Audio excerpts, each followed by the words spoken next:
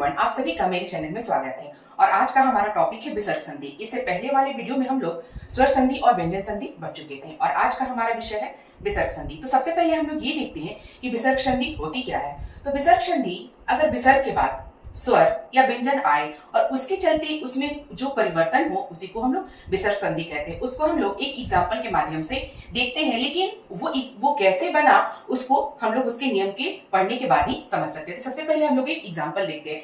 क्या है कि विसर्ग के पश्चात स्वर और व्यंजन के आने के बाद जो परिवर्तन होता है उसी को हम लोग विसर्ग संधि कहते हैं। और इसका एक एग्जाम्पल हुआ जैसे नी प्लस धन। अगर इसको हम लोग बनाते हैं तो ये बनेगा निर्धन। अब यहाँ सोचने वाली बात है कि ये निर्धन बना तो कैसे बना, ये विसर्ग कहाँ गया, ये र कहाँ से आया। ये सब चीजों को हम लोग इसके नियम की पढ़ने के बाद ही समझ सकते हैं। तो अब हम लोग इसके बारी बारी से सारे नियमों को पढ़ते हैं। अब हम लोग विसर्ग संधि के पहले नियम के अंतर्गत देखते हैं कि पहला नियम क्या कहता है। तो पहला नियम ये कहता है कि विसर्ग का ओ में परिवर्तन। विसर्ग शब्द का ओ में परिवर्तन। अगर विसर्ग में अ के बाद अगर विसर्ग हो और आने वाले वर्णों के 3, 4, 5 मतलब क का कवर का ग घ अंग, चवर का ज झ ञ 3 4 5 हो या फिर य र ल व ह में कोई भी हो तो विसर्ग का ओ में परिवर्तन हो जाता है। किसमें? ये विसर्ग ओ में परिवर्तित हो जाएगा। फिर से एक बार रिपीट किया जा रहा है कि यदि अ के बाद विसर्ग हो और किसी भी वर्ण का क से लेके म तक में किसी भी वर्ण का 3 4 5 अक्षर हो तो या फिर य र ल व और ह हो तो वो ओ में परिवर्तित हो जाएगा। तो इसको हम लोग कुछ एग्जाम्पल के माध्यम से सीखते हैं कि वो ओ में कैसे परिवर्तित होगा। विसर्ग का ओ में परिवर्तन किस प्रकार होगा उसको कुछ उदाहरण के माध्यम से देखते हैं। तो विसर्ग में अगर अ के बाद वर्ण का तीसरा, चौथा, पांचवा वर्ण आए या फिर य र ल व ह आए तो वो ओ में परिवर्तित हो जाएगा। किस प्रकार उसको इस एग्जाम्पल से देखते हैं। जैसे वयोवृद्ध, यहाँ अ है, अ छिपा हुआ है और यहाँ विसर्ग है और विसर्ग के बाद अगर क्या आ रहा है व, क्या आ रहा है व यहाँ है नियम के अनुसार। तो अब ये ओ में परिवर्तित किस प्रकार होगा तो अब हम लोग देखते हैं। तो ये बन जाएगा वयोवृद्ध। वयोवृद्ध। नेक्स्ट है यश प्लस दा। यहाँ भी हम लोग देख रहे हैं अ के बाद विसर्ग है उसके बाद दा है। अगर तथा ददा देखें तो द इसका तीसरा वर्ण है इस नियम के अनुसार, तो ये बनेगा यशोदा। इसी प्रकार नेक्स्ट देखते हैं तप वन। अ के बाद व है, व किस में आएगा इस नियम में यहाँ दिया हुआ है तो ये बन जाएगा तपोवन। ये ओ में परिवर्तित हो गया, ये बन गया तपोवन। उसी प्रकार सर प्लस ज। तो अ के बाद ज है, ज हमारे चाचा जजा में तीसरा वर्ण है तो ये बनेगा ओ में जब परिवर्तित हो जाएगा तो ये बन जाएगा सरोज। अगला है अध प्लस गति। तो यहाँ देखते हैं कि अ के बाद ग आ रहा है, ग हमारा तीसरा वर्ण है तो ये बनेगा अधोगति। अधोगति। यहाँ ओ की मात्रा लग गई, यहाँ ओ की मात्रा लग गई, यहाँ लग गई, यहाँ ओ की मात्रा में ये परिवर्तित हो गया। नेक्स्ट है यश प्लस गान। तो यहाँ अ के बाद ग है, ग हमारा तीसरा वर्ण है तो ये बनेगा यशोगान। यशोगान। यहाँ हमारी ओ की मात्रा लग गई। मन प्लस ज। तो यहाँ ज तीसरा वर्ण है और अ के बाद विसर्ग है, यहाँ अ के बाद विसर्ग, जैसे इसके नीचे अ की मात्रा छिपी हुई है तो ये बनेगा मनोज। लास्ट है तेज प्लस पुंज। यहाँ भी पुंज, पुंज। ये संधि के अगले नियम के अनुसार हम लोग देखेंगे कि विसर्ग का र में परिवर्तन किस प्रकार होता है। यदि विसर्ग से पूर्व अ आ को छोड़कर विसर्ग के बाद स्वर या व्यंजन का तीसरा, चौथा, पांचवा या य र ल व ह आए तो वो र में परिवर्तित हो जाएगा। कहने का मतलब ये है कि अ आ को छोड़ के विसर्ग के बाद अगर स्वर आए या फिर व्यंजन का तीसरा, चौथा, पांचवा वर्ण आए या फिर य र ल व ह आए तो वो र में परिवर्तित हो जाएगा। उसको एक एग्जाम्पल के माध्यम से हम लोग सीखते हैं। तो जैसे यहाँ लिखा हुआ है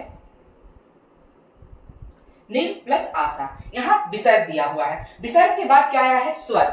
तो यहाँ लिखा है कि विसर्ग के बाद अगर कोई स्वर या फिर ये शब्द आए तो वो किसमें परिवर्तित हो जाता है तो वो र में परिवर्तित हो जाता है। इसको हम लोग कैसे बनाएंगे तो इसको बनाएंगे हम लोग निराशा। अगला है नी प्लस धन। यहाँ विसर्ग है, विसर्ग के बाद ध है तो ध हमारा तथा ददा का चौथा शब्द है, ध हमारा तथा ददा का चौथा शब्द है तो इसको बनाएंगे हम लोग निर्धन। उसी प्रकार अगला एग्जाम्पल देखते हैं दु प्लस आत्मा। यहाँ विसर्ग दिया हुआ है और यहाँ स्वर आया है तो यहाँ हो जाएगा दुरात्मा। दूरात्मा। अगला देखते हैं हम लोग, यहां दिया है दू और गुण, यहां विसर्ग के बाद गौ है, गौ हमारा तीसरा वर्ड है क ख ग के अंतर्गत, तो ये हो जाएगा दुर्गुण। अगला है दू प्लस जन, यहां विसर्ग के बाद ज आया है, तो चचा जजर में हमारा तीसरा वर्ड है, तो ये हो जाएगा दुर्जन। अगला है हमारा दू फिर है बल, यहां देखते हैं विसर्ग के बाद ब आया है, ब हमारा क ख ग का तीसरा वर्ड है, तो ये बनेगा दुर्बल।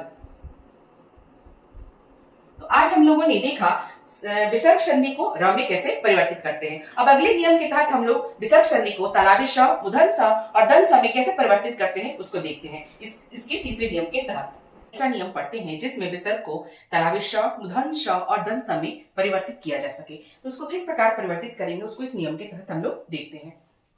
तो विसर्ग का तालाबी श, मूर्धन्य श और दंत स में परिवर्तन। तो सबसे पहले हम लोग देखते हैं विसर्ग का तालाबी श में परिवर्तन। तो इसका नियम कहता है कि अगर विसर्ग के बाद च और छ आए तो वो तालाबी श में बदल जाता है। अगर विसर्ग के बाद च और छ आए तो वो तालाबी श में बदल जाता है। उसको इस नियम के तहत देखते हैं। जैसे निश्चल, तो यहाँ हम लोग देखते हैं कि विसर्ग के बाद च आया तो इस किस में बदल जाएगा तालाबी श, तो ये बन जाएगा निश्चल। अगला है निश्चय, यहाँ च है और यहाँ हमारा विसर्ग है, तो ये बन जाएगा निश्चय। अगला है हमारा निश्चल, यहाँ छ है तो छ है और यहाँ विसर्ग है, तो ये बन जाएगा निश्चल। अगला है तालाबी श का विसर्ग का मूर्धन्य स में किस प्रकार परिवर्तन होगा। यदि विसर्ग के बाद प फ या फिर क ख ग घ आए तब वो ये षटकोण वाला श में परिवर्तित हो जाएगा। अगर विसर्ग के बाद प और फ आए या फिर क और ख आए तब वो षटकोण वाले श में परिवर्तित हो जाएगा। जैसे नी और प्राण है, तो यहाँ देखते हैं हम लोग कि विसर्ग है और विसर्ग के बाद यहाँ प है, तो ये बनेगा निष्प्राण। अगला है नी के बाद यहाँ कारक है और यहाँ हमारा विसर्ग है और यहाँ हमारे रूल के अनुसार क आ गया, तो ये बनेगा निष्कारक। फिर अगला है दू और खंड, यहाँ नियमों के अनुसार ख है, यहाँ ख आ गया और यहाँ ये विसर्ग है, तो इसके अनुसार ये हमारे षटकोण वाले स में बदलेगा, ये हो जाएगा दुष्खंड। अब अगला है हमारा मूर्धन्य स। अब मूर्धन्य स का क्या फॉर्मूला है, यहाँ देखते हैं कि विसर्ग के बाद अगर क, त और श आए, क, त और श आए तो ये इस वाले श में बदल जाएगा। विसर्ग के बाद अगर क, त और श आए तो ये इस वाले स में बदल जाएगा। जैसे नमक प्लस कार, तो यहाँ देखते हैं विसर्ग और विसर्ग के बाद क आया, नियम में अगर क है तो ये स में बदल जाएगा, तो ये बनेगा नमस्कार।